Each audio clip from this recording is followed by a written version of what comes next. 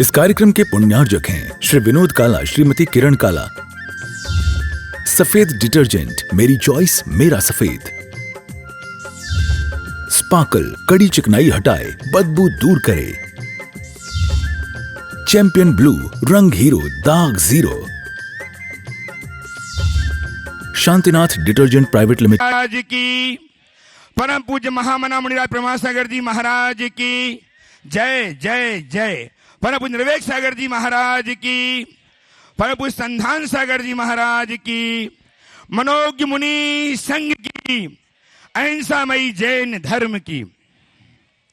इस धर्म सभा में विराजित सभी भव्यजनों एवं सुदूर अवस्थित अपने घरों में बैठ करके अपनी शंकाओं के समाधान प्राप्त कर रहे सभी सुधी श्रावकों, सम्यक दर्शकों, आज हम पुनः संबद्ध होने जा रहे हैं आचार्य विद्यासागर जी महाराज के परम प्रभाव शिष्ट मुनिराज प्रमाण सागर जी महाराज, जो गुणायतन प्रणेता, शंका समाधान प्रवर्तक, भावना प्रवर्तक एवं संप्रक समय के रूप में सारे संसार में विश्व में प्रसिद्ध हैं, जिनकी सुमधुर चतुर्वर्तनी वाणी सुनकर के आप हम ही नहीं पूरा विश्व अपने जीवन की समस्याओं को सुलझा करके अपने जीवन को नई गति, नई राह दे पा रहा है।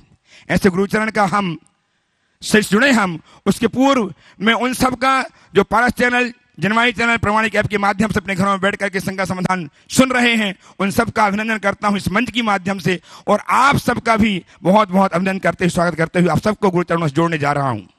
हम गुरुचरण से जुड़े, उसके पूर्व मैं चाहता हूं गुरुदेव का आशीष हमें प्राप्त हो, इसके लिए मेरे साथ उच्चारिएगा, नमोस्तु महाश्री, नमोस्तु महाश्री, नमोस्तु महाश्री। आज डॉक्टर तनुजी जैन जो दिल्ली से हमारे बीच उपस्थित हैं, गुरुदेव के चरणों की वंदना करके जिन्होंने आशीर्वाद प्राप्त किया है, और आज का सत्संग का समाधान के जिनके लिए, जिनके माध्यम से संपूर्ण होने जा रहा है, मैं इसके लिए आमंत्रित कर रहा हूं श्रीमान अनुभवी सराफ को कि वे आगे की गति कार्यक्रम गति प्रदान करें। गुरुदेव के चरणों में बारंबार नमन और मुनि संघ के चरणों में बारंबार नमन। आज बड़ा विशेष दिन है, हमारे साथ पूरे सदन में सब बहुत अच्छे अच्छे लोग जुड़े हैं।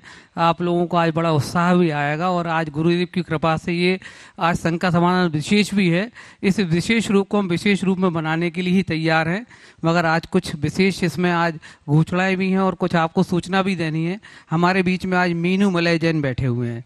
मीनू मलय जैन का आप स्वागत करिए। विषय है भगवान ऋषभदेव के व्यक्तित्व और कृतित्व पर उन्होंने लघु कृति आज उन्होंने महाराज जी को भेंट करी है। आप लोग आइए, आगे मंच के नजदीक आए और गुरुदेव को एक कृति दे। आप लोग इस आदिनाथ भगवान का कल विशेष दिन है, कल उनका, तो आज उनके साथ उन्होंने कृति जो लिखित करी है उसको आप देखिए और साथ में आज गुरु जी को भेंट करेंगे कृति।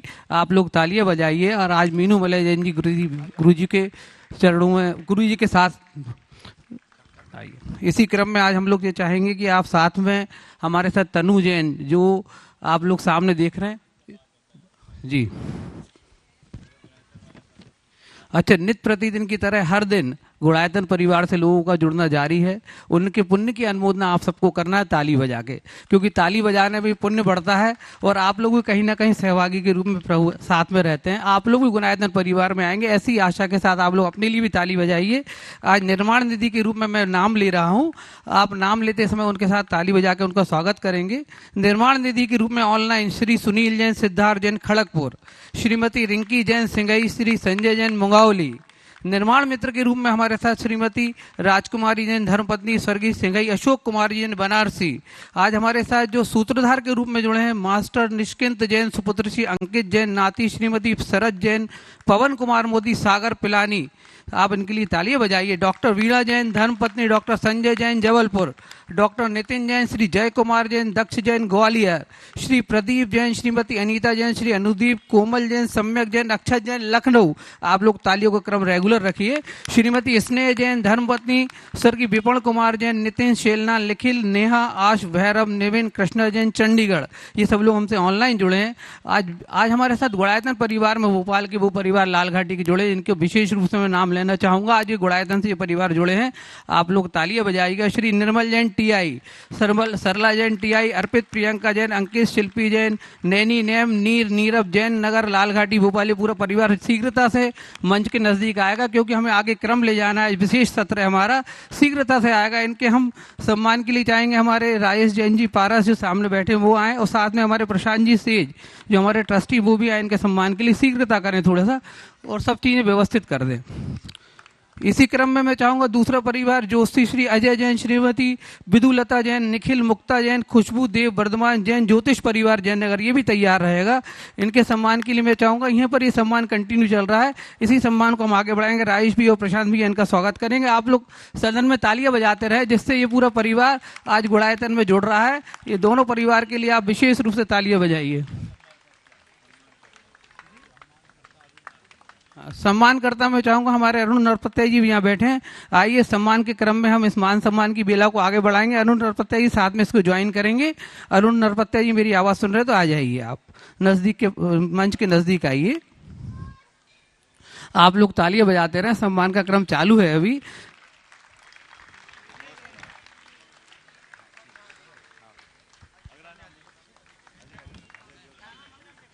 अभी क्रम जो चल रहा है हमारा विशेष रूप से अजय जोशी परिवार, श्रीमती विदुलता जैन, निखिल मुक्ता जैन, खुशबू देव वर्धमान जैन, ज्योतिष परिवार जैन नगर लालघाटी, ये भी आज गुड़ायतन में जुड़ा है। आप इस परिवार के लिए भी आज आप तालियां बजाइए और आप इसको कंटिन्यू में जब तक हमारा सम्मान का क्रम चल रहा है मैं चाहूंगा आप लोग अपने पुण्य की अनुमोदना भी करें और पूरे परिवार के लिए आप लोग तालियां बजाते रहे। अब मैं आपको इस सत्र का एक अजय ज्योतिष जी आप आइए, आपको आगे आना है। यहाँ पे आपका सम्मान का क्रम भी है और आप साथ में सम्मान भी ग्रहण करेंगे हमारे गुड़ायतन परिवार से जुड़ने के लिए। सम्मानकर्ता का नाम गुरुदेव, यहाँ पे मेरे मतलब हमारे अरुण नरपत्ता जी, साथ में हमारे राजेश पारस जी हमारे ट्रस्टी हैं परिवार के, वो आएंगे और इस परिवार का पूरा सम्मान करेंगे। आप लोग तालियां बजाइए, इस परिवार का सम्मान का क्रम चल रहा है। आप ऐसे आइए, अरुण भी ऐसे आइए, शीघ्रता करें, थोड़ा सा कंटिन्यू करें।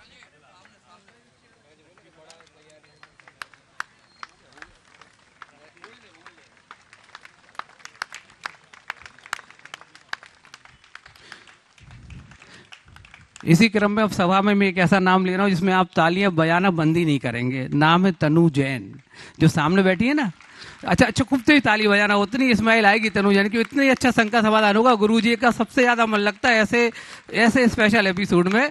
तो गुरुदेव मैं कहूंगा तनु जैन तथास्तु, जो आपने कोचिंग का नाम सब लोग जानते हैं गुरुदेव, मुझे बताने की जरूरत नहीं है। यहाँ पे सबने यूट्यूब पे देख रखा है कि आज मैडम कैसे पढ़ाती है उन बच्चों का। आप खुद एक IAS है और IAS के साथ उन्होंने उसको थी, तो अब मैं तो कह दूंगा अभी है, तो कम से कम आप ऐसा काम तो कर रही है। कम से कम लग रहा है पूरे बच्चे आपसे पढ़कर और जो पूरी स्थिति बनेगी सब आपसे ट्रस्ट होकर IAS बनेंगे। तो आज मैं चाहूंगा पूरी तनु जैन के लिए आप सभा में खूब तालियां बजाएं। इस सदन को हम स्टार्ट करेंगे। शंका समाधान के विशेष एपिसोड को गुरुदेव को हम नमोस्तु निवेदित करते हुए स्टार्ट करने के लिए बोलेंगे। गुरुदेव नमोस्तु नमोस्तु नमोस्तु। और हम चाहेंगे गुरुदेव पूरी कमेटी यहाँ पर हमारे पूरे परिवार के साथ इनका सम्मान का हम क्रम चाहेंगे। मैं चाहूंगा मेरे साथ हमारी धर्मपत्नी अंशु सराफ बैठी होंगी, वो आए और साथ में आप तनु जैन का संदेश भैया साथ में आएंगे, प्रशांत भैया साथ में आएंगे और मीनू मीनू दीदी भी साथ में आएंगे। आप आइए, आज सम्मान करेंगे हम सब मिलके तनु जैन जी का। आइए।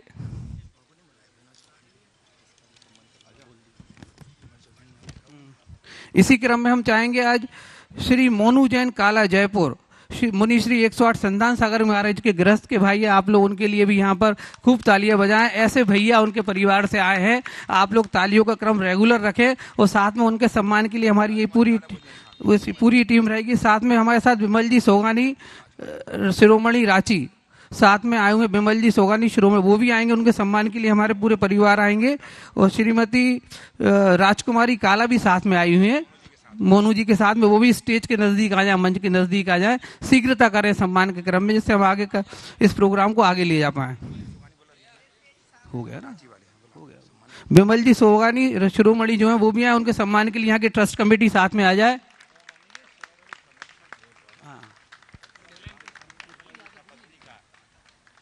विमल जी सोगानी शिरोमणि संरक्षक हैं जो हमारे परिवार के, गुड़ायतन परिवार के गुरुजी रांची से। आप तालियां बजा के उनका स्वागत करिए, पूरा परिवार यहाँ आया हुआ है। उनके सम्मान के लिए मैं चाहूंगा हमारे साथ प्रशांत जी सेज, उनका सम्मान करेंगे। प्रशांत जी सेज हमारे साथ सम्मान करेंगे। विमल जी सोगानी, श्रोमणी संरक्षक रांची। हाँ, मोनू जी हमारे साथ आए हुए हैं। श्रीमती राजकुमारी काला जयपुर से, उनका भी सम्मान का क्रम चल रहा है। हमारे पूर्व मुनीसी संधान सागर महाराज जी गृहस्थ जीवन के भाई हैं, आप उनके परिवार का भी स्वागत में तालियां बजाइए। हाँ, मीनू करेंगी। मीनू दीदी आप करेंगी राजकुमारी दीदी का स्वागत। मीनू दीदी आप स्वागत करेंगी।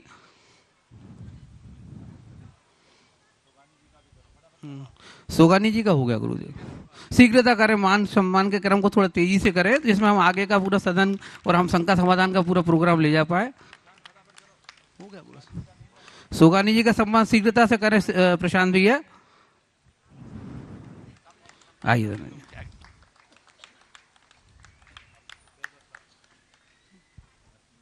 एक बार पुनः आप तालियां बजाइए। माइक हमारी तनु दीदी के पास जा रहा है। ओ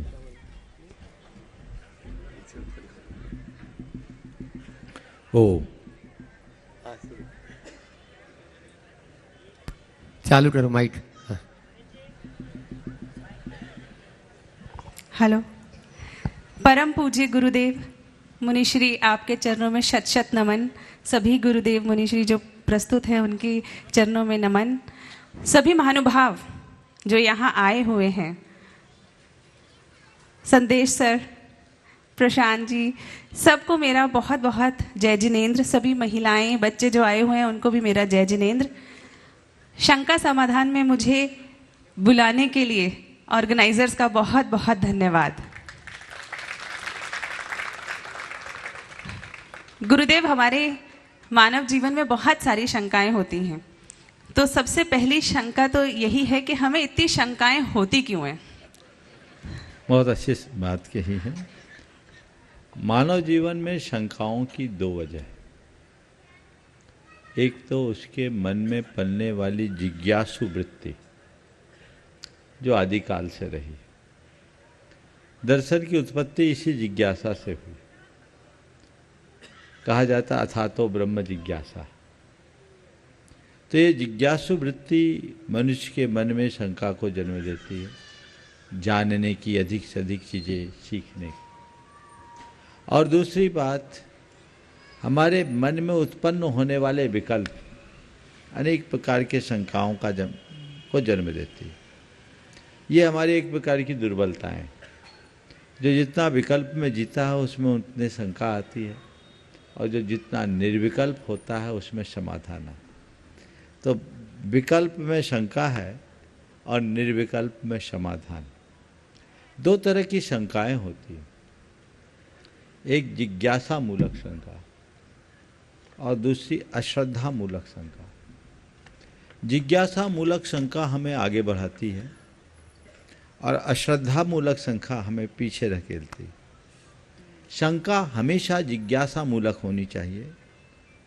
व्यक्ति के लिए संस्कृत में एक शब्द है जिजीगिषु, जानने की प्रगाढ़ इच्छा रखने वाला, तत्व जिजीगिषु। ये भाव अपने मन में जगे, जितनी प्रगाढ़ता से जगे जीवन उतना निखरेगा। लेकिन दूसरी शंका जिसे आप कहते हैं डाउट, वो डाउट हमें उलझा देता। ऐसे लोग कहीं के नहीं रह पाते। उनके हृदय में श्रद्धा जगनी चाहिए। और मैं समझता हूँ सही जगह अगर जिज्ञासा प्रकट की जाए, वहाँ समाधान मिले, तो उस समाधान से श्रद्धा जन्म लेती है। तो हम अपनी समाधान में श्रद्धा को बढ़ाने का प्रयत्न करें। बहुत धन्यवाद गुरुजी, क्योंकि मुझे लगता है शायद सम्यक दर्शन, सम्यक ज्ञान का ये पूरा जो हमारा वो है वो उसी से ही है। गुरुदेव, एक अक्सर एक ख्याल आता है कि कर्म ज़्यादा इम्पॉर्टेंट है या फिर हमारी जो नियति होती है जिसे किस्मत कहते हैं। तो ये हमेशा एक लोगों के मन में ये शंका रहती है कि कोई कहता है कि किस्मत से चीज़ें मिलेंगी, जब हमारी किस्मत होगी तो चीज़ें मिलेंगी। कभी कोई कहता है कि नहीं, कर्म करने से ही मिलेगी, मेहनत करेंगे, जितना पैशन से काम करेंगे उतना मिलेगी। तो इसके बीच का कहाँ रोल है? देखिए, मैं तो अनेकांत का उपासक हूँ। मैं दोनों को मानता हूँ। ये सवाल अक्सर उठता है कि हमारे पुरुषार्थ से काम फलता है, कर्म का तात्पर्य आप वही बोल रहे हैं, क्योंकि जैनों के बीच में जब कर्म शब्द आता है तो लोगों का ध्यान कर्म सिद्धांत की तरफ चला जाता है, जो कर्मोदय वाला कर्म आ जाता है। यह हमारी नियति पर होगा, भाग्य पर होगा। तो मैं कहता हूँ दोनों चीज़ें माने। मैं ये मानता हूँ कि हमारे भाग्य के ट्रैक पर जब पुरुषार्थ की गाड़ी दौड़ाई जाती है तब हम मंजिल पर पहुंच पाते हैं। बिना भाग्य के बैकिंग के कोई काम नहीं होता, दोनों साथ साथ चलना चाहिए। पर अब हम क्या करें? तो मेरी नियति में क्या है इसका मुझे पता नहीं, पर मुझे क्या करना है इसका मुझे पता है। तो जिसका मुझे पता है, मुझे चाहिए कि मैं पूरी शक्ति उसे पाने में लगाऊं, जिसका कि मुझे पता है। जो मुझे पता ही नहीं उसके बारे में मैं क्या सोचूं कि मेरी नीति में क्या है। अगर मैं ये बात मान लो कि जो मेरी नियति में होगा, जो मेरे भविष्य में होना होगा सो होगा, हाथ पर हाथ धर कर बैठ जाऊं, तो मेरे अंदर का जो उत्साह है वो खत्म हो जाएगा। इसलिए ऐसी बातों पर विश्वास करना एक पुरुषार्थी व्यक्ति के लिए योग्य नहीं है। हमें चाहिए कि जो हमें करना है हम उसका लक्ष्य बनाए और उस लक्ष्य के अनुरूप पुरुषार्थ जगह लग जाए। लेकिन पर्याप्त पुरुषार्थ करने के बाद भी वांछित परिणाम ना आए तो व्याकुल ना हो, उसे अपनी नियति की परिणति मानकर स्वीकार कर ले, तो दोनों चीज़ें साथ साथ चलेगी। मन की आकुलता को मिटाने के लिए नियति का साथ लो और हृदय में उत्साह जगाए रखने के लिए पुरुषार्थ की राह चलो। जीवन तब आगे बढ़े। बहुत प्रैक्टिकल सॉल्यूशन है गुरुदेव। गुरुदेव, अक्सर मन में ये ख्याल आता है कि हमारे कर्म अच्छे होंगे तो अच्छा फल मिलेगा। जैसा कहते हैं कि अगला जन्म जब हमें मिलता है तो अगर हमारे कर्म अच्छे हैं तो अच्छा जीवन मिलता है और बुरे हैं तो बुरा। लेकिन अक्सर ये मन में इस विषय पे ये महसूस होता है कि हमें अपना पिछला जन्म याद क्यों नहीं है। अगर हमें हमारा पिछला जन्म याद हो जाए तो हमें हमारी गलतियां पता चल जाएंगी कि पिछले जन्म में झूठ बोला था तो इस बार झूठ नहीं बोलना। हमें तो लगता है अच्छा है कि हमें पिछले जन्म की बातें याद नहीं तो पागल हो जाते, घबरा जाते। जब व्यक्ति के सामने उसकी गलतियां ज़्यादा दिखने लगती हैं और उसका परिणाम सामने दिखने लगता है तो उसके अंदर घबराहट होती है। शायद प्रकृति ने ऐसी व्यवस्था बना दी कि सब बातें डिलीट कर देती। दिमाग में मत लाओ, वो पीछा करेगी तो प्राणी बहुत परेशान होगा। अब पिछले जन्म की बातें तो जाने दीजिए, इस जन्म की कितनी बातें याद हैं। और तो और माँ के पेट में हमने जो त्रास पाया ना, केवल वो याद आ जाए तो जीवन बदल जाए। बच्चा जन्म लेता है तो रोता है, पता है क्यों रोता? आप हम सब रोए। बच्चा जन्म लेता है तो रोता है, क्यों रोता है? क्योंकि बहुत कष्ट से बाहर आता है, मन में आता है कहाँ आ गया, दोबारा फिर ना आना पड़े। लेकिन आगे चल करके वो भूल जाता है। अगर ये याद रहे तो जीवन बदल जाए। तो हम इस जन्म की बातें भी यदि याद रखने में समर्थ हो जाएं तो हमारे जीवन में बड़ा परिवर्तन हो जाए। लेकिन हमारी स्थिति ऐसी है कि जो जहाँ रहता वहीं रम जाता है, पुरानी बातें भूल जाता है। लेकिन चीज़ें हमें याद नहीं है इसका मतलब वो हुई नहीं, ये बात सही नहीं। चीज़ें तो है। और मैं आपसे कहता हूँ हमारे अच्छे बुरे कृत्य का अच्छा बुरा परिणाम मिलता है। इस बात के लिए हमें अतीत जन्म में जाने की भी जरूरत नहीं है। हम वर्तमान में भी इसका अनुभव करते हैं, कर सकते हैं। जैसे उदाहरण, अभी आप सबको अच्छा लग रहा है कि नहीं लग रहा है? बोलो, क्यों लग रहा है? क्यों लग रहा है? शंका का समाधान हो रहा है। एक अच्छा काम हो रहा है। क्यों हो रहा है? ये अच्छा काम हो रहा है इसलिए सब अच्छा फील कर रहे हैं। कितनी देर बात कर रहे हैं? तुरंत हो रहा है ना। ये अच्छे का फल अच्छा, तुरंत अच्छा महसूस कर रहे हैं। और किसी से झगड़ा करो तो मूड खराब हो, किसी से झगड़ा करते समय किसी को अच्छा फील होता है? बोलो, हाँ? थोड़ी देर बाद मूड लगता है कि उस मूवमेंट में भी रहता है कि हम गलत हैं, लगता है कि नहीं, गलत फील होता है, मन में उत्तेजना आती। तो ये क्या है? अच्छे का फल अच्छा, बुरा का फल बुरा। पुण्य और पाप तुरंत फलता है, जिसको हम पकड़ नहीं पाते, देखने की कोशिश नहीं करते। इनका एक तात्कालिक फल भी है और एक पारंपरिक फल भी है। पुण्य का तात्कालिक फल संतुष्टि है और पारंपरिक फल सुख समृद्धि, और पाप का तात्कालिक फल संताप है, पारंपरिक फल दुख दारिद्र्य। हम पारंपरिक फल की तरफ ध्यान करते हैं, तात्कालिक फल को देखने लगें तो जिसका तात्कालिक फल है उसी का पारंपरिक फल मिलेगा, जिसका तात्कालिक फल नहीं उसका पारंपरिक फल भी नहीं। तुम्हारे जीवन में संतुष्टि नहीं तो पुण्य नहीं, पुण्य नहीं तो समृद्धि नहीं। इसलिए समृद्धि चाहिए तो संतुष्टि रखो। दुख दारिद्र्य से बचना है, संताप मुक्त होकर जियो, तनाव मुक्त होकर जीवन जियो, ये रास्ता है। ऐसा रास्ता अगर अंगीकार कर ले, जीवन का पथ प्रशस्त हो जाएगा। इसलिए जीवन को एक पारंपरिक दृष्टि से ही न देखें, मौलिकता के साथ पहचानने की कोशिश करें। अगर ऐसी मौलिक दृष्टि होगी तो जीवन का रंग निखर उठेगा। बहुत धन्यवाद गुरुदेव। गुरुदेव, एक ज्योतिष को लेकर भी एक शंका मन में अक्सर आती है लोगों के कि ज्योतिष कितना हद तक सही है। कभी नक्षत्र ग्रहों को देख के लोग प्रिडिक्शन देते हैं कि तुम्हारे जीवन में ऐसा होगा, ये बच्चा ऐसा बनेगा, ये डॉक्टर बनेगा, ये सिविल सर्वेंट बनेगा, या कुछ अलग अलग उनके बारे में प्रिडिक्शन देते हैं। तो पर लेकिन चीज़ें तो कर्मों से डिसाइडेड हैं, हमारे जो हमारे एक्शंस हैं उनसे डिसाइडेड हैं। तो ये ज्योतिष को कैसे रिकंसाइल करें? मुझसे एक बार किसी ने पूछा, महाराज जी आपका ज्योतिष पर विश्वास है? आपका ज्योतिष पर विश्वास है? मैंने कहा मेरा ज्योतिष पर विश्वास है पर ज्योतिषियों पर नहीं। ज्योतिष पर विश्वास करता हूँ, ज्योतिषियों पर नहीं। क्यों? समझिए, ज्योतिष एक विज्ञान, पूरा कैलकुलेशन है इसमें, और जितना यथार्थ कैलकुलेशन ज्योतिष में मैं समझता हूँ उतना शायद ही कहीं और होगा। क्या है इसका? एक विज्ञान। हमारे शरीर में जितने तत्व हैं वही तत्व ब्रह्मांड में है। ऐसा कहा जाता है यत् पिंडे तद ब्रह्मांडे। ब्रह्मांड के तत्व को सबसे ज़्यादा प्रभावित करता है हमारा ये सौर मंडल, क्योंकि ये ऊर्जा के सबसे बड़े केंद्र हैं।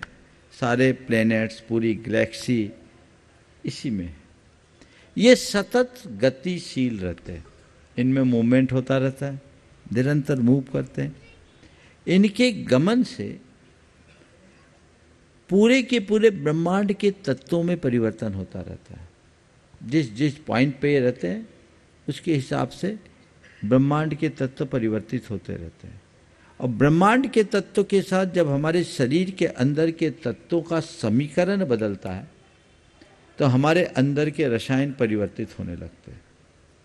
जब हमारे अंदर के रसायन परिवर्तित होते हैं तो हमारी आत्मा और कर्मों का जो बंधन है वह भी एक रासायनिक बंधन है। तो कर्मों की केमिस्ट्री चेंज हो जाती है, कर्मों में परिवर्तन आता है तो उससे हमारी भाव दशा परिवर्तित हो जाती है, और भाव दशा के परिवर्तन से हमारे जीवन में शुभाशुभ फलता। तो चीज़ें एक दूसरे से लिंक्ड है। हमारे ज्ञानियों ने एक विज्ञान विकसित किया जिसका नाम ज्योतिष। उन्होंने कहा आप कैलकुलेशन हम कैसे करें कि इसमें कौन से तत्व की प्रधानता है। तो उन्होंने पकड़ा इन ग्रह नक्षत्रों को कि इनकी गति बिल्कुल फिक्स है, आज से 1 लाख वर्ष बाद तक का पंचांग आज बनाया जा सकता है, उस मूवमेंट में रत्ती भर का परिवर्तन नहीं।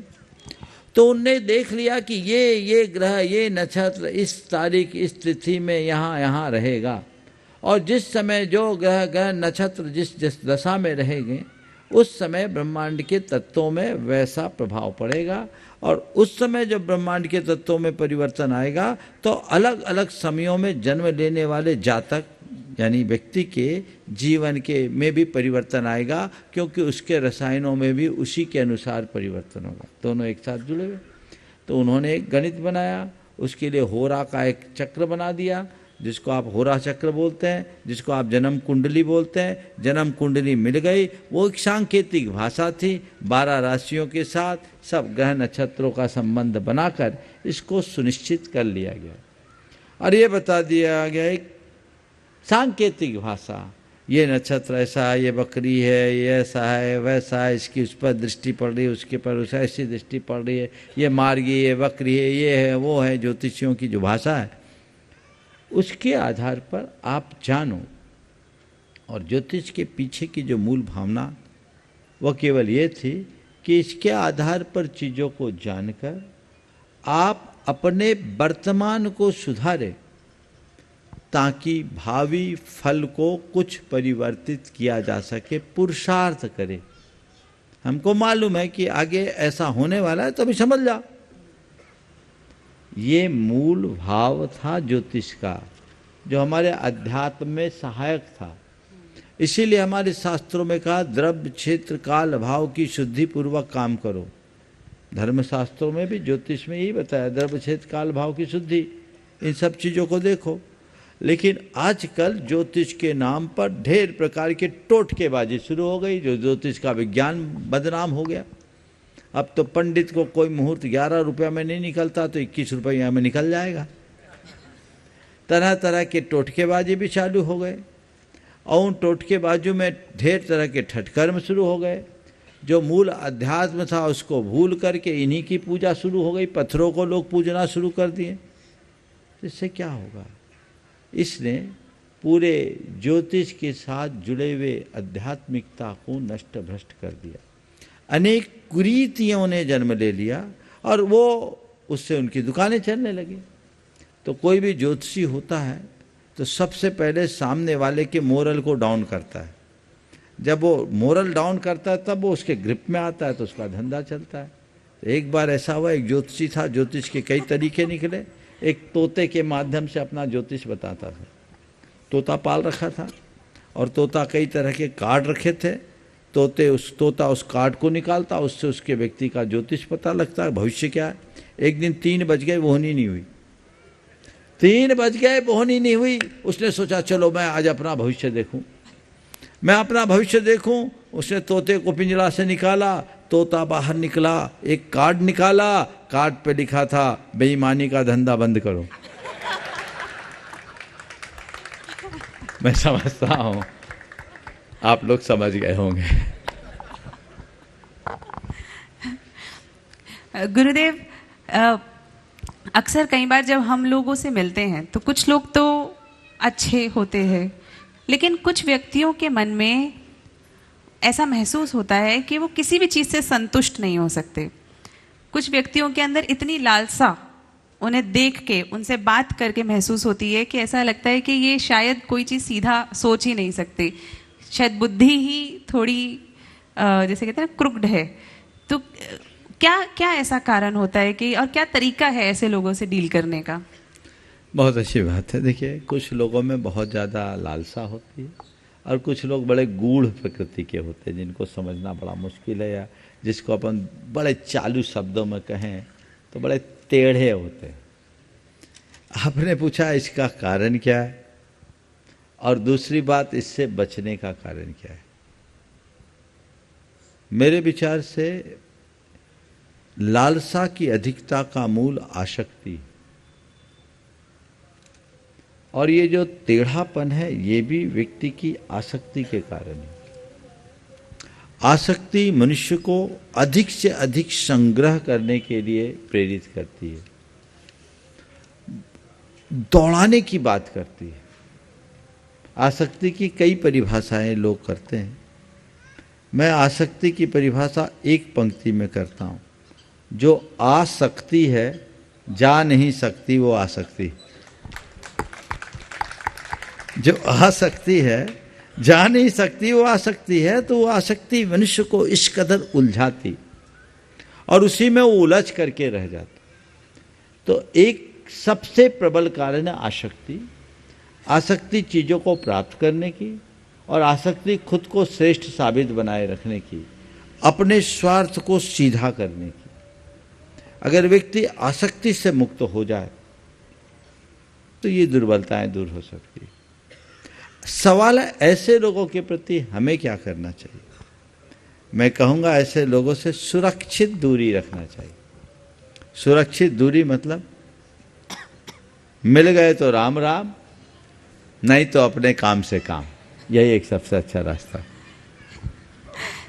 गुरुदेव, बच्चों के अंदर एक बात और है, जब मैं उन्हें दर्शन शास्त्र पढ़ाती हूँ तो अक्सर एक उनके डिलेमा जो उनके मन में आता है, एक शंका जो उनके मन में आती है कि एक तरफ तो हमें लगता है कि हम तब सफल होंगे जब हम मेहनत करेंगे, आर्थिक सामाजिक किसी लेवल पे पहुँचेंगे, लेकिन दूसरी ही तरफ जैसे ही हम अध्यात्म को पढ़ते हैं, दर्शन को पढ़ते हैं, तो हमें लगता है कि शायद असली सक्सेस तो तब है जब आप शांत हो, संतोष में हो।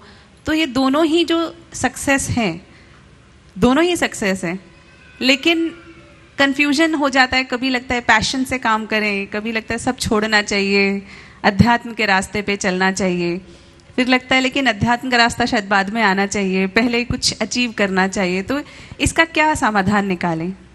बहुत अच्छी बात आपने की। इसकी सबसे बड़ी वजह है कि हमने सक्सेस की परिभाषा ही गलत गढ़ी। शुरू से लोगों के दिमाग में एक ही बात बताया, सक्सेस क्या है?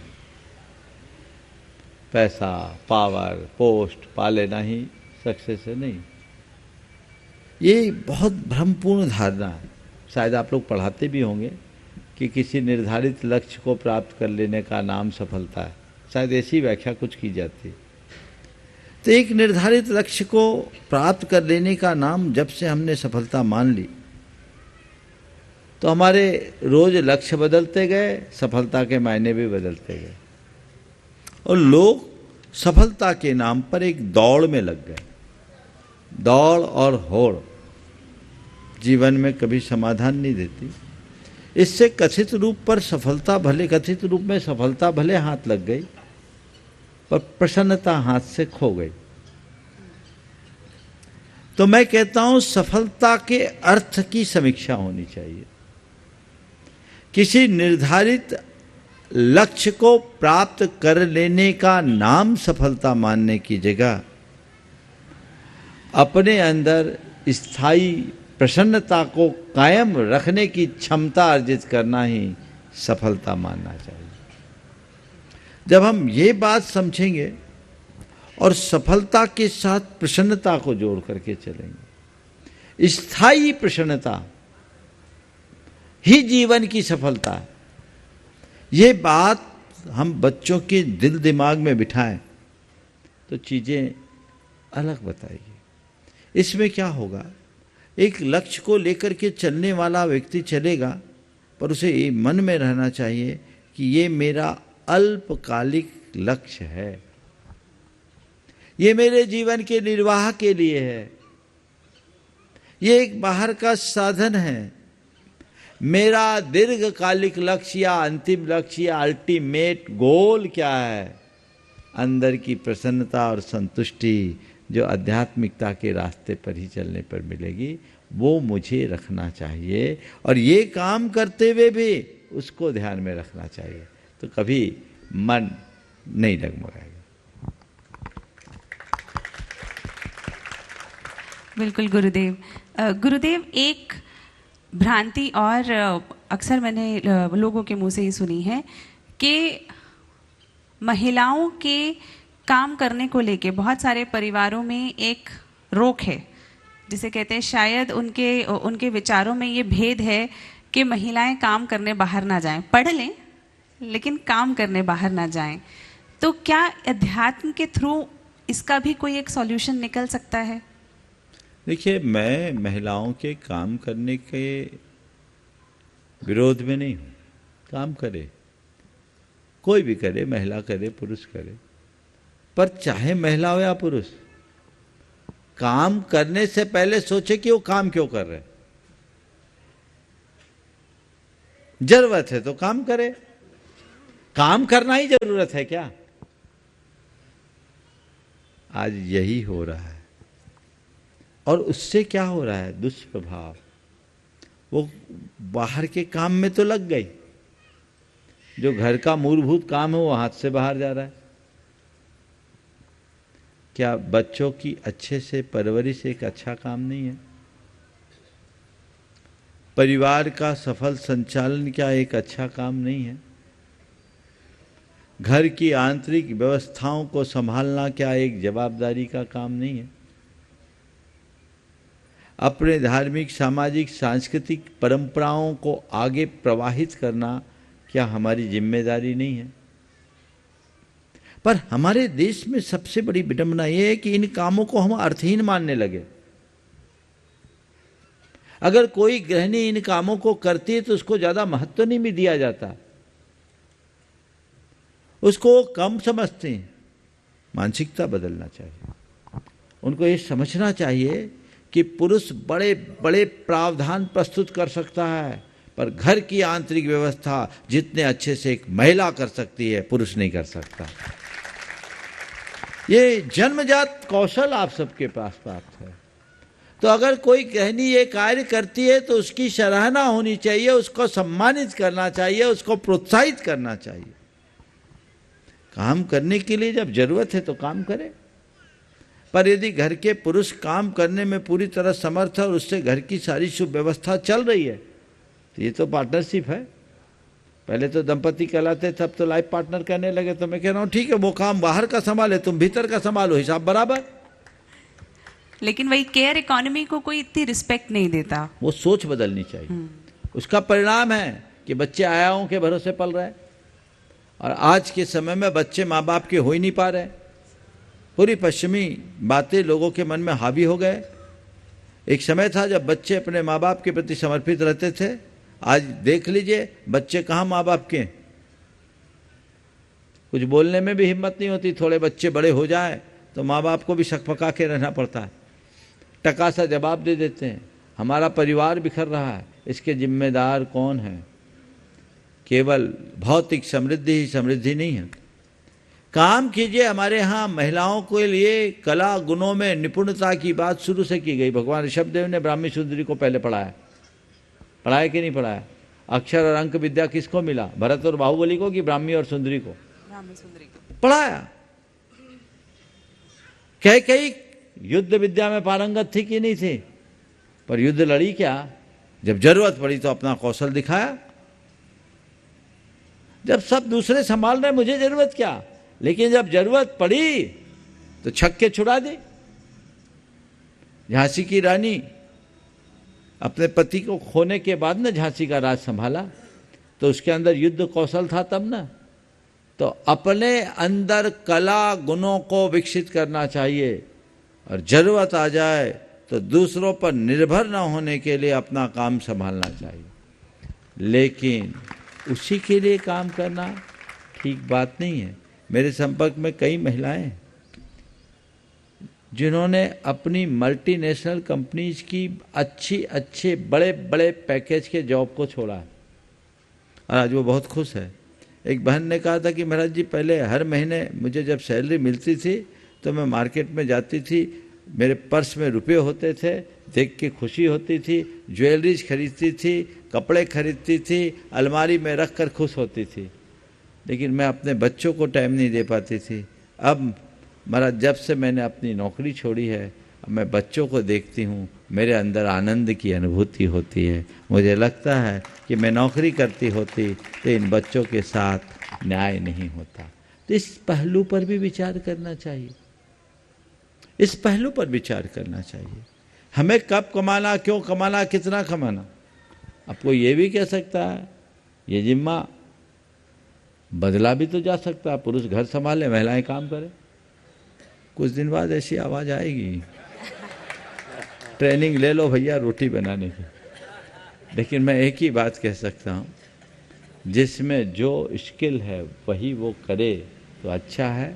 और एक वाक्य में मैं कहूँगा, नारियाँ इस धरती की बहुत बड़ी शक्ति, सारी शक्ति नारी के अंदर समाहित है।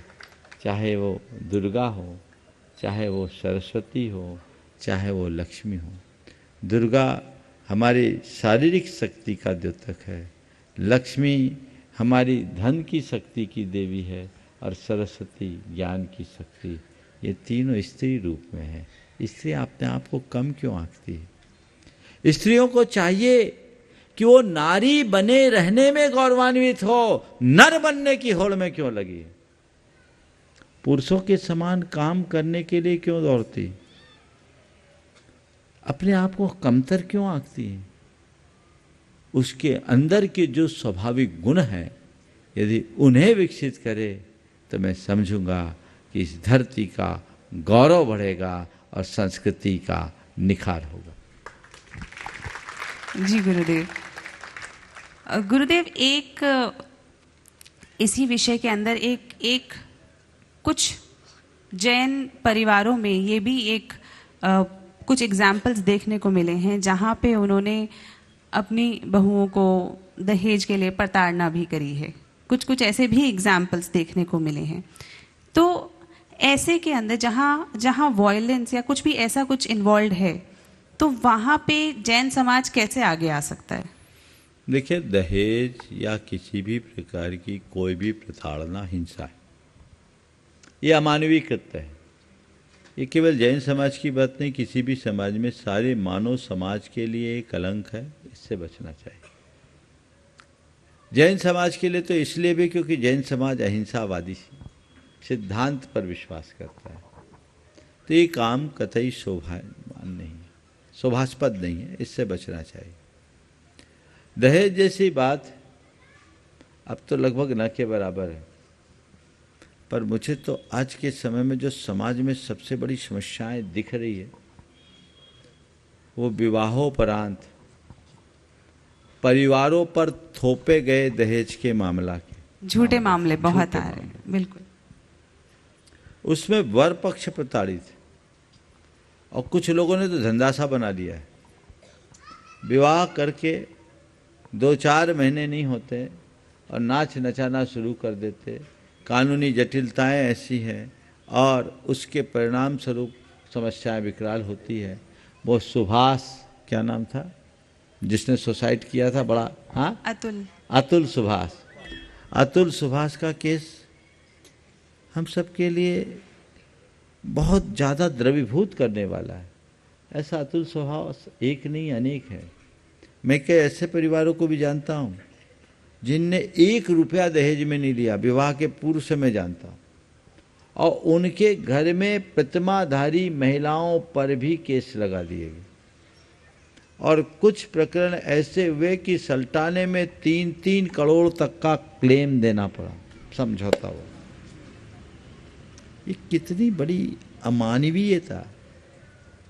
कानूनविदों को भी इस पर विचार करना चाहिए, देश की सरकार को भी इस पर विचार करना चाहिए। प्रताड़ना किसी की तरफ से है वो गलत है, चाहे स्त्री पर हो चाहे पुरुष पर। और इन सब चीज़ों में मुझे इनका हल इसलिए नहीं दिखता क्योंकि अब हमारी सामाजिक मर्यादाएं छिन्न भिन्न हो गई, सामाजिकता खत्म हो गई। पहले एक सामाजिक दबाव होता था, तलाक तो हमारी समाज में कोई सुनता ही नहीं था, अब तो तलाक आम हो गया। और एक लोगों के बीच जो दिखने लगा है कि लोग पहले जैसे तैसे अपने बच्चों का संबंध करना चाहते हैं, विवाह करना चाहते हैं, और विवाह कर लेने के बाद उनके मन में एक चिंता होती कि हमारे बच्चे सेटल हो जाए, किसी तरीके से सेटल हो जाए। बहुत जल्दी तलाक की बातें आने लगी और उसका भी एक बड़ा कारण है जिसको समाज को गहराई से समझना चाहिए। बहुत ज़्यादा उच्च शिक्षा संपन्न होना और विलंब से विवाह करना। 20-22 वर्ष की उम्र में कन्या का विवाह हो जाना चाहिए, मैक्सिमम 22 वर्ष, ताकि वो ढल सके। अब 26-27 के पहले तो बात ही शुरू नहीं होती। 28, 29, 30 साल आम हो गए। 25 वर्ष के बाद वो कन्या नहीं रहती, वो युवती बन जाती, परिपक्व युवती। विवाह के योग कन्या है, युवती नहीं। कन्या ढल जाती है, युवती का तार्किक मन इतना सक्रिय हो जाता है कि हर किसी बात को एडजस्ट नहीं करने देता। और घर परिवार में तो बहुत तालमेल बना करके चलना पड़ता है, एडजस्ट करके चलना पड़ता है, सहन करना पड़ता है, तभी जिंदगी आगे चलती है। पुराने लोग सह लेते थे, आजकल किसी को कुछ बर्दाश्त नहीं होता और कानूनी प्रक्रियाएं हैं। और फिर पहले आपस में थोड़ी तनातनी हो भी जाती थी तो घर परिवार के लोग समझा बुझा देते थे। अब तो समझाने बुझाने वाला है नहीं, क्योंकि पति पत्नी दोनों अलग हैं और दोनों मल्टीनेशनल कंपनीज में काम करने वाले हैं, दोनों कमाऊ हैं, किसी पर कोई निर्भर नहीं है। और फिर अगर आपस में खींचातानी हुई तो आपस में बातचीत बंद हुई, दोनों ने एक दूसरे के मित्रों को मैसेज देना शुरू किया और जिनको मैसेज दिया वो सुलझाता कम है, सुलगाता ज़्यादा है, सो मामला और गड़बड़ हो जाता है। सुलगाने वाले सुलझाने वाले है नहीं, माँ बाप बच्चे नहीं, साथ में कोई है नहीं, तो ये समस्या बहुत गहरी हो रही। आए दिन समाज में ये समस्याएं आ रही, परिवार तबाह हो रहे हैं। इसका सॉल्यूशन ढूंढना चाहिए। समय पर विवाह हो और विवाह के उपरांत बच्चियों को पढ़ने का अवसर दिया जाए। लड़के लड़की दोनों साथ में पढ़े, पति पत्नी दोनों साथ पढ़े, क्या बुराई है? समाज में स्वीकार होना चाहिए, क्योंकि एक विवाह भर नहीं होता। बाकी आजकल के शिक्षा संस्थानों में क्या हो रहा आपको पता है, तो उसको बचाने की कोशिश करनी चाहिए। समाज की सोच में बदलाव होना चाहिए, इससे आपस में सामंजस्य भी बनता है और संतति के लिए भी सहूलियत होती है। नहीं तो आजकल डॉक्टरों के पास लाइन लगी रहती है, सब में आज इश्यूज को लेके बड़ी प्रॉब्लम है। आईवीएफ के मामले जितने इन दिनों में बढ़ रहे हैं उतने पहले नहीं थे, और आज भी बेड रेस्ट चाहे जिसको लेना पड़ता, बड़ी मुश्किल से संतान की प्राप्ति हो रही है। वो सब इन सब कारणों से है। इसलिए यहाँ बैठे सब लोगों से मैं कहूँगा, बच्चों से भी मैं कहूँगा, अपनी जो हमारी शास्त्रीय मर्यादाएं उनको ध्यान में रख करके चलेंगे तो जीवन सुखी होगा, और इस अंधी दौड़ में दौड़ेंगे तो जीवन बिखर जाएगा। मुझे दिख रहा है कि समाज एक बहुत गलत दिशा में जा रहा है, पूरी तरह से पश्चिमी जीवन मूल्य हावी होते जा रहे हैं। अभी तक तो लोग विवाह भी कर रहे हैं, मुझे लगता है कहीं ऐसा ना हो कि 10-20 साल बाद इस तरह की हरकतों के कारण लोग विवाह से ही दूर हो जाए और लिव इन पे ही ज़्यादा विश्वास करने लगे। तो जिस दिन लिव इन की ओर तरफ लोगों का झुकाव बढ़ जाएगा उस दिन समाज तहस नहस हो जाएगा। हमें इन सब के प्रति लोगों को जागरूक करने की आवश्यकता है और मानसिकता में व्यापक बदलाव की अपेक्षा। बहुत धन्यवाद गुरुदेव।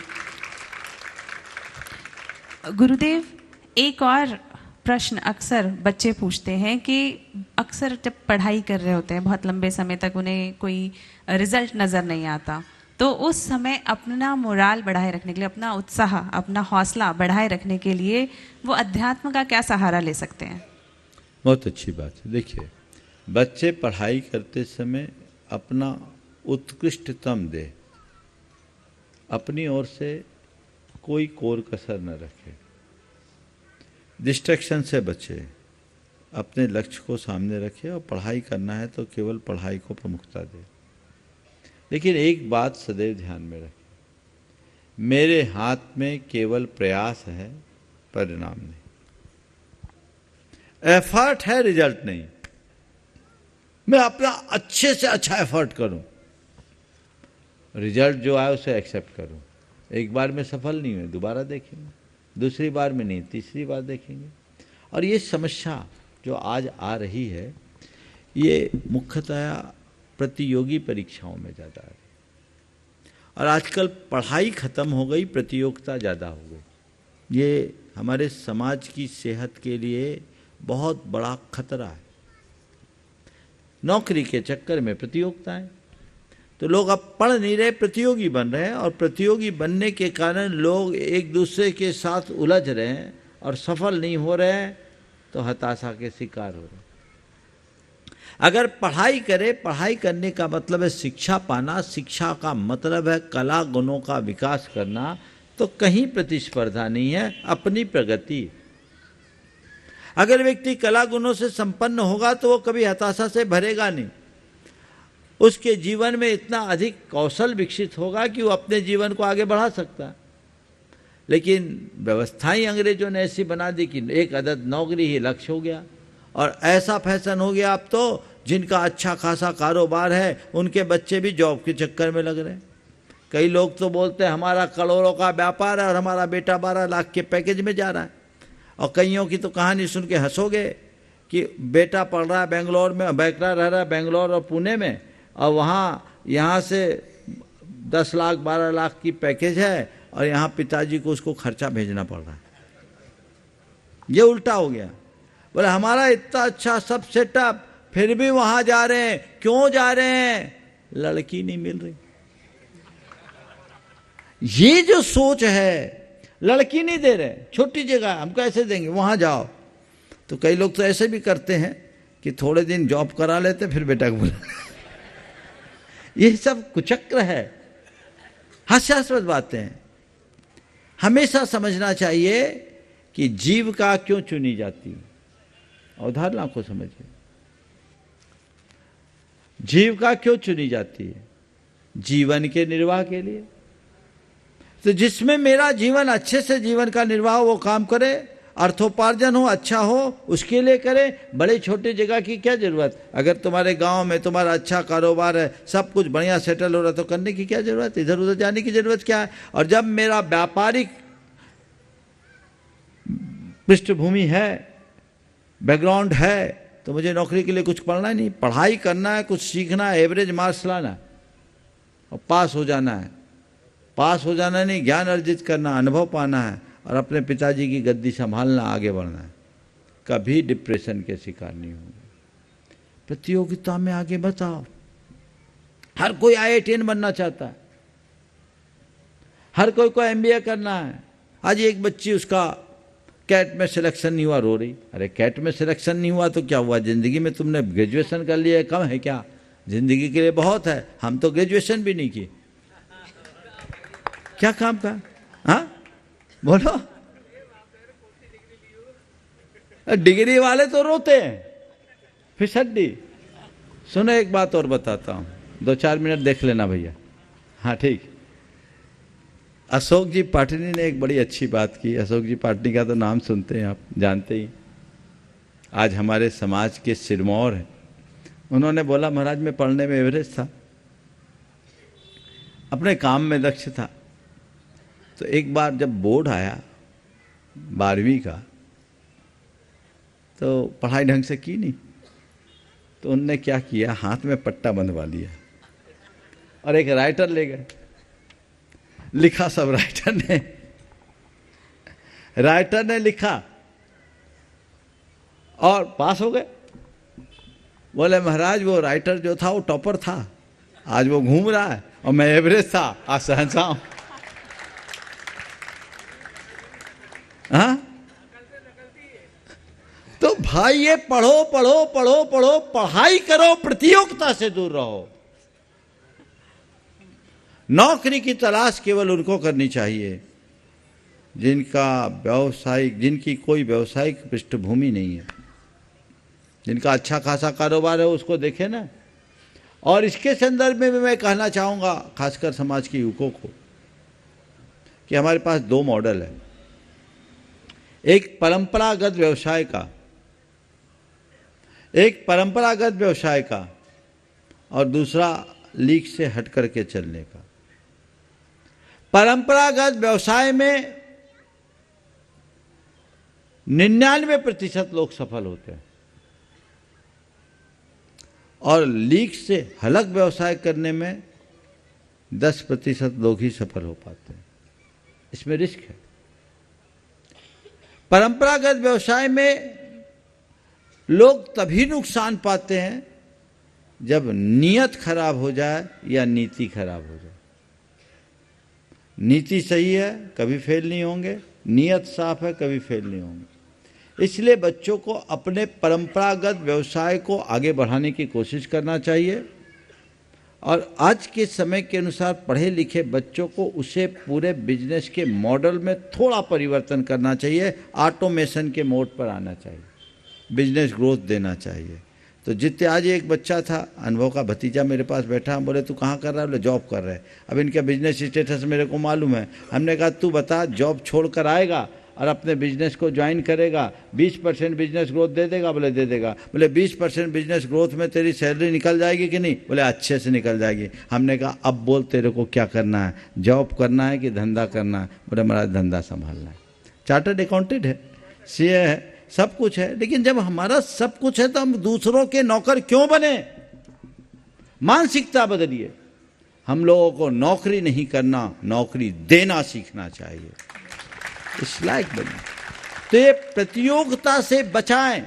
आजकल तो मम्मी छोटे छोटे बच्चों को तेरा रैंक ऐसा आना चाहिए, ऐसा आना चाहिए, ऐसा आना चाहिए। अरे भैया, ज्यादा नंबर आ जाने से कुछ नहीं होता। रैंक मत देखिए, प्रतिभा को देखिए। सब रैंक होल्डर फिचड्डी होते हैं, कुछ नहीं करते। सर सारे हमारे नहीं, हाँ? सारे थोड़े ना। जितने रैंक होल्डर है ना, रैंक को ही जिनने फोकस किया, पढ़ाई करने वाले आगे बढ़ते हैं। मैं ये नहीं कहता, रैंक पढ़ाई करने वालों को स्वाभाविक रैंक आती है, लेकिन रैंक ही जिनका लक्ष्य है फिसड्डी हो जाएंगे। लेकिन ढंग से जो पढ़ाई करेंगे वो आगे बढ़ेंगे। तो पढ़ाई करना है, प्रतियोगिता नहीं। और अगर आप पढ़ाई करेंगे तो तनाव मुक्त, दबाव मुक्त होकर के पढ़ाई करेंगे। और प्रतियोगिता में रहोगे तो प्रेशर में रहोगे। प्रेशर फ्री होकर के पढ़िए, तब आगे बढ़ पाएंगे। तो ये चीज़ें ध्यान में रखना चाहिए। तो बच्चों को भी मैं कहूँगा और माँ बाप को भी कहूँगा, बच्चों पर ज़्यादा दबाव मत डालिए। हमारे निर्वेक सागर जी महाराज तो एक बड़ी अच्छी बात कहते हैं, अपने बच्चों को हमेशा अपना बच्चा रखना चाहते हो, बना के रखना चाहते हो, तो बच्चों से एक ही बात कहो, बेटा 60% से नीचे नहीं लाना और 70 से ज़्यादा नहीं लाना, उससे ज़्यादा नहीं लाना। इतने में तुम्हारा जीवन व्यवस्थित बना रहेगा, जीवन में आनंद रहेगा।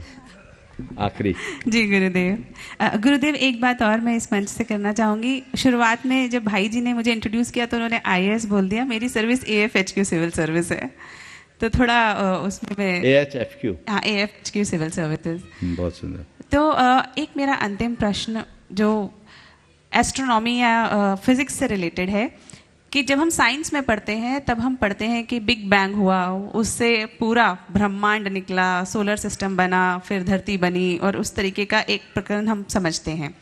लेकिन जो जैन दर्शन है उसमें साइक्लिकल अप्रोच समझाई जाती है। तो क्या हम ये कह सकते हैं, क्या हम ये समझने के लिए समझ सकते हैं कि बिग बैंग एक साइकिल की शुरुआत है? देखिए, शुरुआत अगर हम मानेंगे तो बहुत बड़ी समस्या है। पर्टिकुलर एक साइकिल की शुरुआत हम मान सकते हैं, एक साइकिल की शुरुआत मान सकते हैं, पर्टिकुलर मान सकते हैं। लेकिन जो एब एटर्नल है, जो अनादि है, उसकी शुरुआत कहाँ? हम सब सवाल करेंगे कि जब उस पॉइंट पर शुरू हुआ उससे पहले क्या था? हाँ। शून्य से किसी की उत्पत्ति नहीं हो सकती। जैन दर्शन सृष्टि को शाश्वत मानता है और जैन दर्शन की स्पष्ट अवधारणा है, सत्य का विनाश नहीं होता, असत की उत्पत्ति नहीं होती। ना सतो विद्यते भावो, ना भावः विद्यते सतः। ये जैन दर्शन का अकाट सिद्धांत है, जो बड़ा वैज्ञानिक तथ्य है। तो इसलिए जैन दर्शन इसको अनादि निधन मानता है, शाश्वत मानता है। सृष्टि चल रही है, चक्र चल रहा है। पर्टिकुलर एक साइकिल हम मान सकते हैं, अनेकांत की दृष्टि से हम मान सकते हैं। हालांकि ये भी हमारे शास्त्रों के अनुसार नहीं। जिस तरह की व्यवस्थाएं आपके डार्विन के विकासवाद सिद्धांत और गुणात्मक परिवर्तन के सिद्धांत ने बताया, वो जैन दर्शन में वैसा मान्य नहीं है। इस साइकिल की शुरुआत भी जैन दर्शन में है, भोग भूमि से कर्म भूमि और कर्म भूमि से भोग भूमि की ओर परिवर्तन का पूरा चक्र है, जो जैन दर्शन में काल चक्र की मान्यता है। और वो बहुत स्वाभाविक है और देख कर के बड़ी तार्किक भी लगती है। बाकी चीज़ें ऐसी नहीं है कि एक से दूसरा बनेगा, ऐसी व्यवस्थाएं जैन दर्शन में नहीं है। आज तनु जी दूसरी बार इस सत्र को ली है, एक बार सम्मेद शिखर जी में थी। बहुत ही अच्छी चर्चा आज की रही है और ये बहुत सार्थक चर्चा है। मैं चाहता हूँ कि इस तरह की चर्चाएं समय समय पर होते रहनी चाहिए। और एक बार आज के इनके निमित्त से आप सबको और पूरे देश को एक बड़ा संदेश मिला। जोरदार करतल ध्वनि से इनका अभिनंदन करें।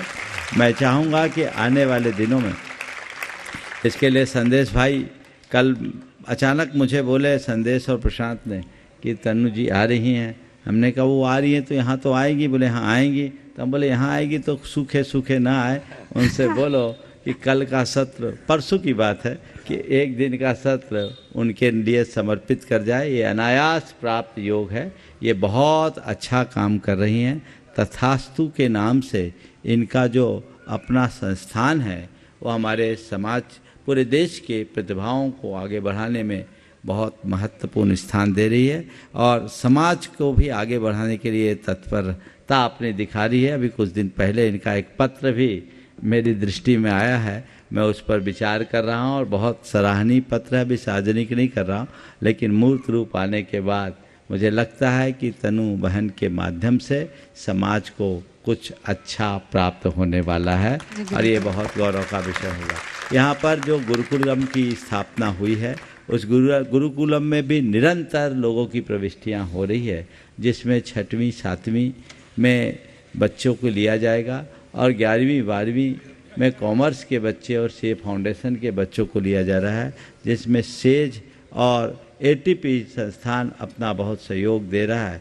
रचना बहन उसके लिए आई भी है, प्रशांत जी भी साथ में आ जाए और ये काम विद्यासागर इंस्टीट्यूट में बहुत अच्छे से चल रहा है। प्रत्येक वर्ष 30-30 बच्चों को एक एक क्लास में लेने का जो प्रावधान है, बहुत सारी प्रविष्टियां हैं।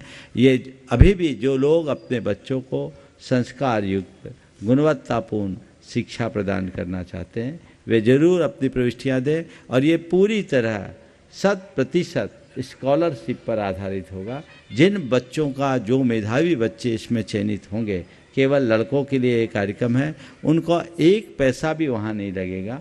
रहने का, खाने का, पीने का, बसेज का सारी सुविधाएं वहाँ उनको दी जाएगी और पढ़ाई के साथ अनेक प्रकार की गतिविधियां भी संचालित होगी। तो जो भी इससे जुड़ना चाहते हैं वे जरूर इसमें जुड़े, अपना जिस रूप में अपने बच्चों की प्रविष्टियां दिलाए और एक अच्छे कार्य में अपना योगदान दे। जो शेष सूचनाएं हैं वो रचना अपनी ओर से देगी।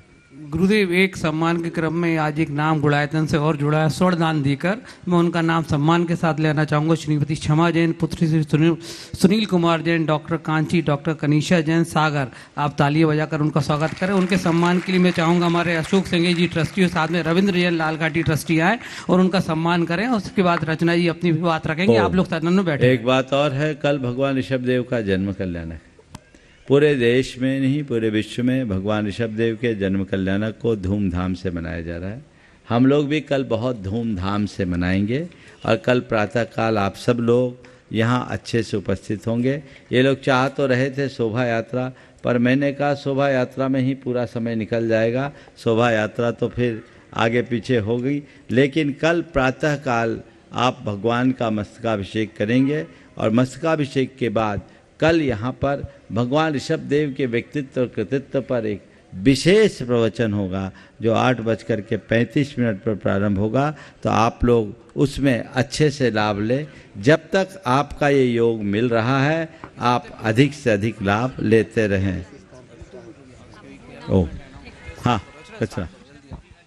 गुरुवार आपके चरणों में कोटि कोटि वंदन। जैसा कि आप सभी को ज्ञात है, श्री विद्या प्रमाण गुरुकुलम हमारे गुरुदेव का एक बहुत ही असाधारण प्रयास है। ओम 2 मिनट अभी बैठे हैं, अभी आचार भक्ति भी होना शेष है। बैठ के जाओ, गुरु वंदना करके जाएं, बहुत अच्छा लगेगा। बैठ जाइए। हाँ बोलिए। मैं सभी को अपडेट देना चाहूंगी कि इस प्रोग्राम में क्लास 6th and 7th के बच्चे इस वर्ष क्लास 11th 12th और जो सीए फाउंडेशन परस्यू करना चाहते हैं उन बच्चों का सिलेक्शन होना है। पूरे देश से हमारे पास बहुत सारी स्कॉलरशिप के लिए प्रविष्टियां आई हैं और आप मानेंगे नहीं, पर क्लास हमें 30 बच्चों को सिलेक्ट करना है, बट 150 बच्चों के तुलना में अभी हमारे पास 800 से ऊपर प्रविष्टियां पूरे देश से आ चुकी हैं। ये गुरुवार का ही प्रभाव है कि हमारे समाज के बच्चे जो यहाँ रुकेंगे, तो विद्यासागर इंस्टीट्यूट ऑफ मैनेजमेंट में गुरुवार ने उनका जो डेली शेड्यूल सोचा है, जिस तरह से उनकी ग्रूमिंग होगी, उनका मॉडल कैंपस जो सेट करना है, कैरेक्टर बिल्डिंग का काम होगा, जिस तरह से आज के बच्चे टाइम मैनेजमेंट, स्ट्रेस मैनेजमेंट, इन चीज़ों को मिस आउट कर देते हैं। पर गुरुवार ने हम सब के लिए, ये एक गिफ्ट है हम सब के लिए कि हमारे बच्चे जिस तरह से पढ़ाए जाएंगे और उनकी स्कूलिंग, उनका करियर बेस्ड कोचिंग, ये सब कुछ आपके संरक्षण में होगा और हमारे देश के, मैं कह सकती हूँ, हीरे बन के निकलेंगे वो बच्चे। तो बहुत ही लकी होंगे वो बच्चे जो इसमें सिलेक्ट होंगे। आप सभी से अनुरोध है कि आप ज्यादा से ज्यादा जैन बच्चों तक ये मैसेज कहलवाएं कि वो इस स्कॉलरशिप टेस्ट का पार्ट बने। पहला टेस्ट इसी मंथ एंड पर 30th को संडे को ऑनलाइन है, जो बच्चे अपने घर से अपने मोबाइल पे दे सकते हैं, और सेकंड सिलेक्शन उनका वीडियो कॉल के थ्रू स्क्रीनिंग करके होगा। ये एक बहुत ही अद्वितीय प्रयास है और हम सब के लिए भोपाल से ये शुरू हो रहा है, ये किस्मत की बात है। इसमें जो लोग एज डोनर जुड़ना चाहेंगे तो शिक्षा मित्र बन सकते हैं। आप एक बच्चे को यदि साल भर के लिए अडॉप्ट करते हैं तो ऑलमोस्ट एक बच्चे का एक्सपेंडिचर 1 लाख रुपीस आ रहा है, और 5 इयर्स तक आप उसकी अगर सपोर्ट देना चाहते हैं तो अराउंड 5 लाख रुपीस का एक्सपेंस है। पूरी 12th तक की। जी, पूरी 12th तक की। हाँ। तो शिक्षा मित्र और विद्या मित्र बन के आप इन बच्चों को सपोर्ट दे सकते हैं। हालांकि बच्चों के लिए ये पूर्णतः 100% स्कॉलरशिप होगी, बट जो इसमें उनका एक्सपेंस होना है उसके लिए लोग आ रहे हैं, और देश भर से अभी भी काफी लोग जुड़ चुके हैं और डेली जुड़ते जा रहे हैं। और गुरुदेव, आपका ऐसा प्रभाव है कि बच्चे इतने एक्साइटेड हैं। हम कहीं जाते हैं तो छोटे छोटे बच्चे हमसे कहते हैं, दीदी मेरा सिलेक्शन हो जाएगा ना। तो वो एक्साइटमेंट जो है बच्चों में, और तनु दीदी जैसे लोग जहां इसमें जुड़ेंगे और बच्चों को हर तरह, अब इस साल तो हम सिर्फ सीए के बच्चों को ले रहे हैं 11th 12th कॉमर्स, बट आने वाले साल में नीट, आईआईटी एंड ऑल्सो जो सिविल सर्विसेज हैं उसके लिए भी हम बच्चों को ग्रूम करेंगे। तो ये बहुत ही अद्वितीय, पूरे इंडिया में इस तरह की कोई भी स्कीम नहीं है। हर बार बहुत प्रोग्राम्स बनते हैं, पर गुरुदेव की प्लानिंग के साथ उनका जो एग्जीक्यूशन है वो लिटरली लाइटनिंग स्पीड का है। आप मानेंगे नहीं, मुश्किल से 20-15 दिनों के अंदर ही इतना डेवलप कर दिया उन्होंने प्रोग्राम को। वहां एक तरफ हॉस्टल डेवलप हो रहा है, एक तरफ उनकी पढ़ाई की तैयारी हो रही है। गुरुदेव, मैं सिर्फ नमन ही कर सकती हूँ, आपके चरणों में बहुत बहुत नमन। आचार्य भक्ति, अपराणिक आचार्य वंदनाम, सिद्ध भक्ति का आसन।